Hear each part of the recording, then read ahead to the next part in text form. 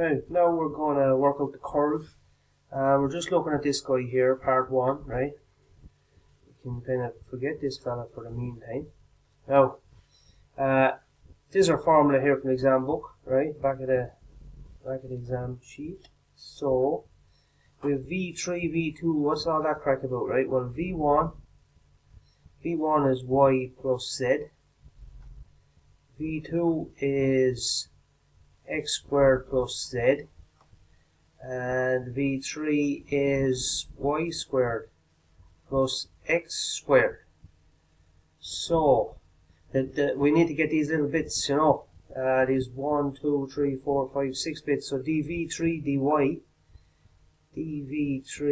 dy is a derivative with respect to y of v3, this guy here.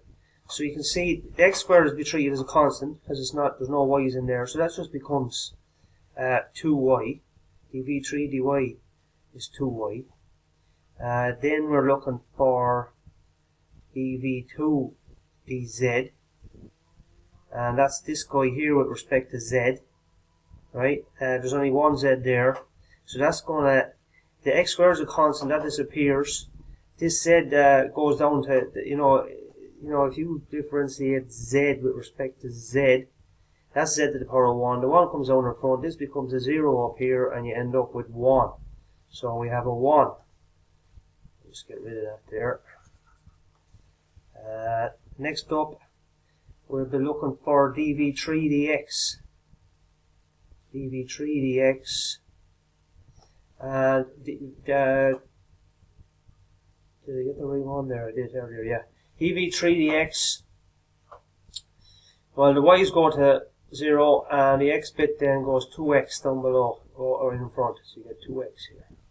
dv3 dx equals 2x. dv1 dz.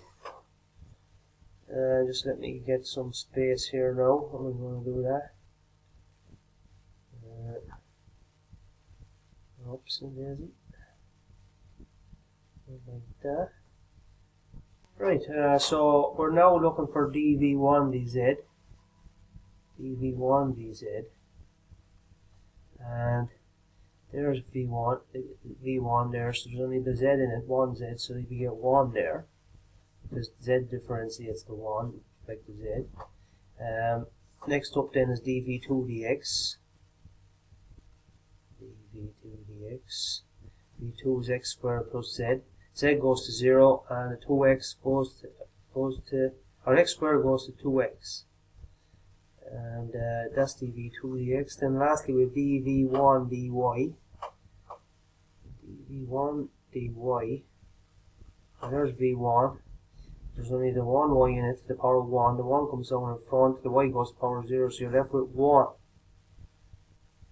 And that's our 6 bits and bobs.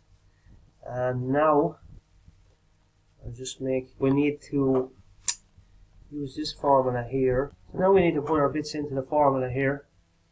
So we're going to have something minus something, with an I there, something minus something, and j plus something minus something k.